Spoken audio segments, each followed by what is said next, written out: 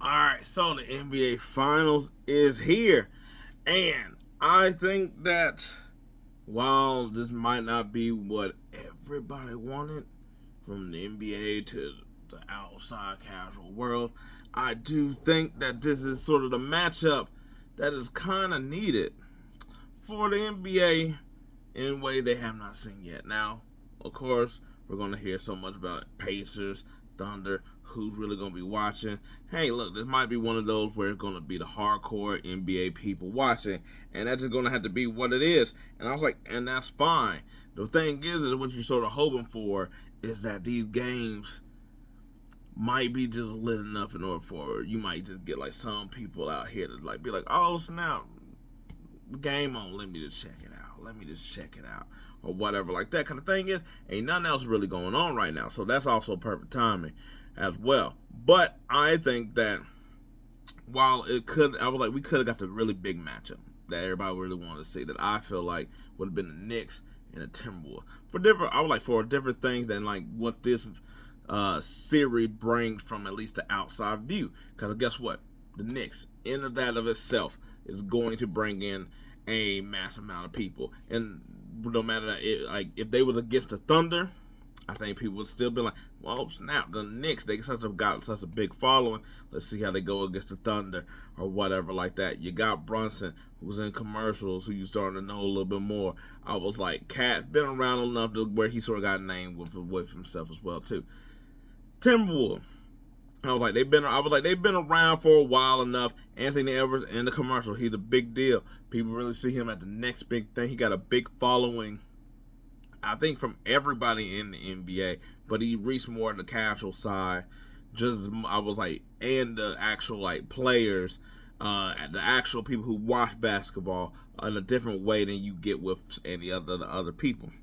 I was like, you have the built-in storylines. I think that would help as well too. Whereas you would have like the Knicks with Cat, and I was like, Cat Anthony Towns. Let's say that 3 times fast, going against his old team that jettisoned him along for who?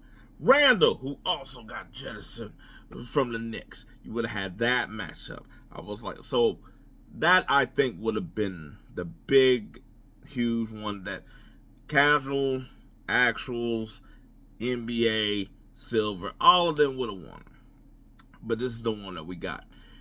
But I think this is actually the best matchup to get, just because I think what the Knicks and the Timberwolves showed is that there's always been the thing that people most times is like, yes, most of the time the most talented team does win. But in this NBA, there's different factors that have been shown, at least this season, where it has come like the depth of the team and styles of play, and it really have built into matchups. I think a lot more than in past years. That if it was the Timberwolves versus the Pacers, we might just see what we just sort of seen with OKC and I was like and the Timberwolves. While I was like, the Pacers doesn't have some of the same stuff as Oklahoma City. They're not too different in them.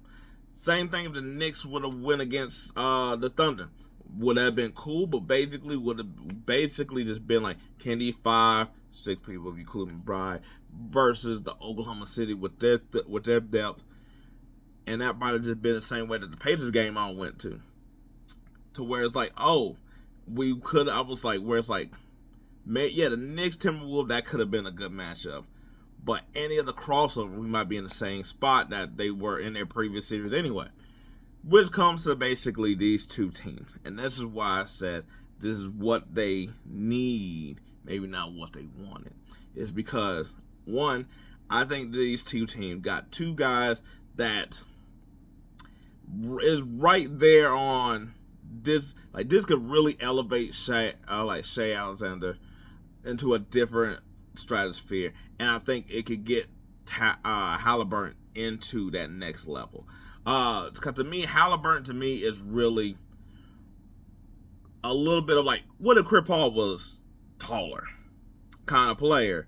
I was like distribute the offense. I was like got enough of a personality and enough of like stuff to where it's like, okay, he could be a star player, just like how CP3, but it's just like never got to like, even though he been in the commercials and stuff like that, would never see I was like never got to that top level or whatever. And I was like, I don't think Halliburton's in that level.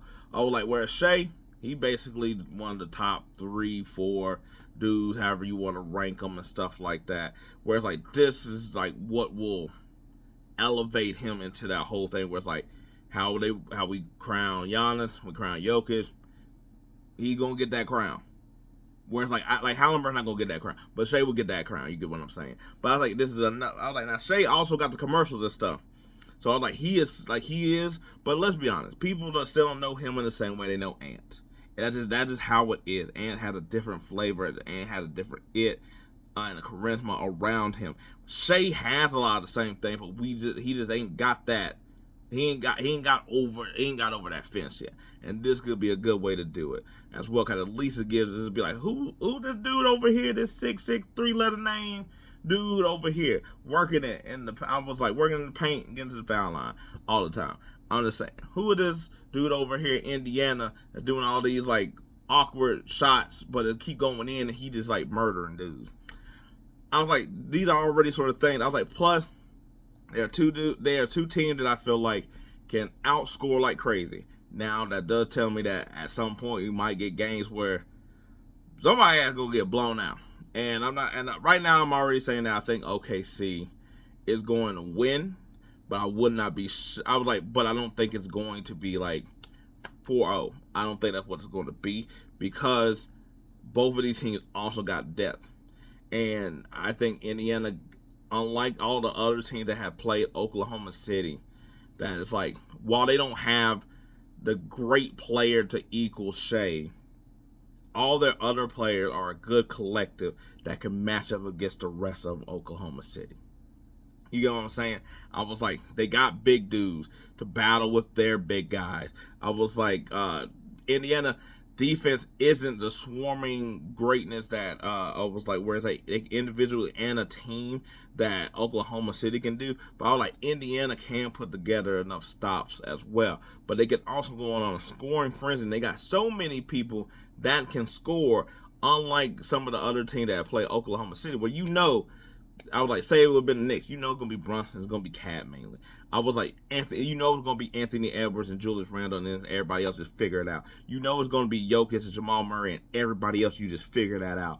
I was like, no matter who, I was like, most of every other team has like one or two people that is really just it, and then that's like, all you other dudes, y'all gonna have to do something. Whereas the Indiana Pacers, not only do they got multiple people that could do stuff, but they have also done things enough in the games and these playoffs, and not this year, last year, that I was like, they can match up to me with Oklahoma City. Especially that I was like, they're both really good at transition points.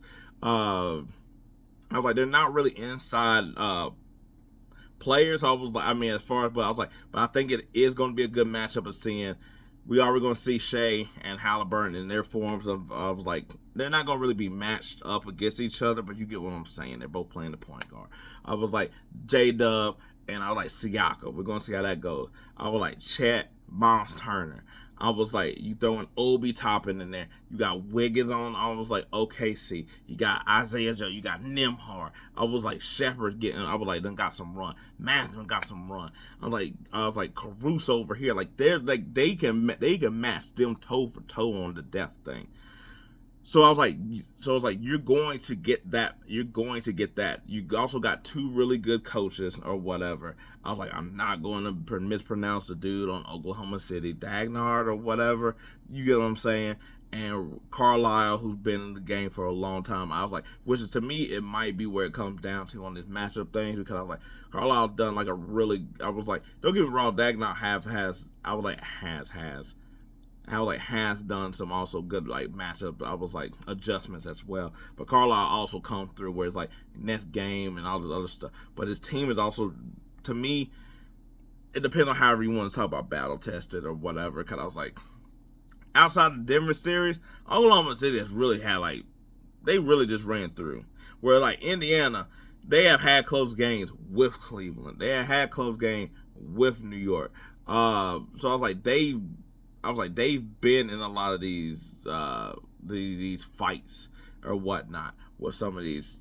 I don't even include the Bucks because that one was over before it even started. To be honest, yes, it was a close game, but it was over before it even really started. I think this is really sort of going to be like what shows off of what could be. Kind of like, to me, these also two teams. I was like, if you look at any other teams in their respective conferences, all can need to change or do something to tweak the team. Where like Oklahoma City, win or lose, they can stick with this team. Indiana Pacers, win or lose, I think they would just stick with this team because they do have some young people. I know Miles Turner contract's up, so that's a little different. But but to me, outside of that, they're pretty much, they could be both here in the same spots once again. I was like, you've seen the growth where it's like where last year where each of them was, then this year that is not, especially on the east side.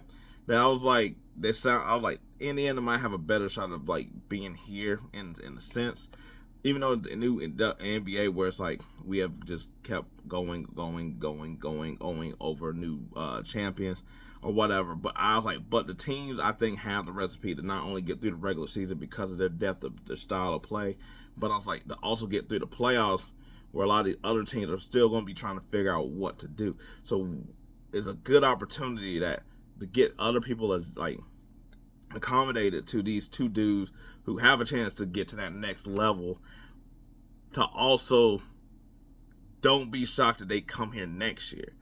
And I was like, this is sort of the thing where it's like I see people being like, oh man, they ain't no superstars, there ain't no new people. I was like, these new teams all the time, and people being like, I thought y'all wanted something new or whatever like that. And it's like people want something new, but they want something new every damn time, and that's what we've gotten. So if you get some type of semblance of like, oh, next year it's these same teams again, it's like, okay, I remember them, I know them, I'm gonna check it out. I was like, so this is what to build off on possibly for years to come, especially with the Thunder. I was like, I think the Thunder are going to be here regardless. Like I said, win, lose. I was like, I'm going to say draw. There's no draw in here unless they all just start to get into an art competition.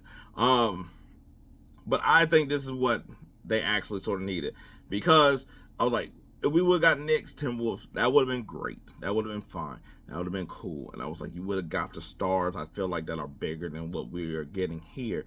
But I was like, in this thing of making new stars, I was like, to me, this is really no different than, if you think about it, Golden State. Like, yes, we knew Stephen Curry from Davidson, and I was like, he was in the NBA for a bit, and he was doing all those ridiculous shots. But you bring along, once you get there, the Clay, the Draymond, and look what you got out of those two as far as stardom there, where it's like, Clay, I was like, Clay is well known. Draymond is definitely well known. You get what I'm saying? I was like, during that time, I was like, you built up other people, and I was like, that's why I was like, you need somebody to sort of grab everybody and drag them up there or whatever. So it's like, learn LeBron thing. I was like, we all knew about Kevin Love to an extent. He was in the Timberwolves, but you get what I'm saying. Kyrie got to a bigger stage. I was like, even bring along the rest of the people that's also with you or whatever as well there too. I was like, I was like, you brought along the Raptors with Kyle Lowry and DeMar DeRozan. So it's like, here it's like, all right, there's Halliburton, everybody knows Siakam. I was like, I feel like a little bit, Hallie more. I was like, I feel like Hallie got a little bit more than Siakam, you get what I'm saying. But I was like, you bring along and you introduce them to the other new people that's like Nembhard. Nobody outside of like basketball people going to be like, oh, I know who Nembhard is. I know who Obi Toppin is. I was like, Chat and J-Dub, I was like, because of they're in the commercial with Shea, everybody gonna know him. But I was like, nobody gonna know Williams or I'm gonna say there's two Williams on the team, Kenrich and Jalen, and also they're gonna know that like there's two Jalen's on the team. I was like Hartenstein, I was like he was with the Knicks, so it was a little different type of thing there. But anyway, I was like, now I'm just over here to feel like I'm rambling with it, but I think that this is going to work out. Don't go by what the views are, because I expect that the views will be low here. I was like, but the thing that you want to do is, especially, I was like, and the dangerous thing is because they both can just score in a way that there could be some blowout, but they're also so similar that that's what you sort of hope with these two teams, that you get games close, that games are in a good portion of high but competitive basketball. I was like, it doesn't matter that the score is like 120. What matters if it's like 120 and it's just like, oh my God, they just are just shooting, and it just that's all it is. So like how it was with the Celtics, or like how most of the playoffs have been, where it's like, oh, they've been high scoring games, but they've been rugged, it's been tough. I was like, it's been hard fought out games, and I was like, I think that's what you're gonna get out of these finals. And I was like I said, I'm going with the Thunder during this whole thing. I was like, would it shock me if Indiana won? Yes, it would. But if you told me it went 6 games, I wouldn't be shocked. Because I was like, I feel like Indiana can't go blow for blow for blow, person for person for person. I was like, play defense when they need to, kind of thing against them. Oh, I was like, I didn't even talk about Naismith on. I was like on the Indiana Pacers. I'm just like, oh yeah. This is gonna lead. This is gonna go. I think they're gonna be probably 2 stinkers. Where like one of the teams blow out the other one. But I think it's gonna go at least 6. We get 7. Guess what? NBA, you definitely win. I was like, but I think this is the best matchup, the second best matchup that wasn't Timberwolves versus Knicks. I think that was the ultimate cash cow. But I think from a basketball perspective, this is probably the next best matchup you could get, because all the other ones would have been funky in a way that's like, it would almost, I was like, OKC versus Knicks could have felt like Nuggets versus Heat in a way that's like, it looked good, like it's gonna be better than that. I'm sorry, I shouldn't have disrespected the Knicks like that, but you get what I'm saying. Anyway, not long enough. Anyway, what do you think? I was like, how do you think that this series is going to go? I was like, might do a little bit more actual commentary with these games. I was like, the other ones, it just got too many games, and then it was starting to be like pointless, where you're like, they're going to lose. There's no point in reviewing this game. But anyway, let me know what y'all think. Until then, see how it goes. The finals, we get a new champ. Which one will it be? Halliburton, long-ass name, or Gilgeous-Alexander, longer-ass name? Till then, I'm out.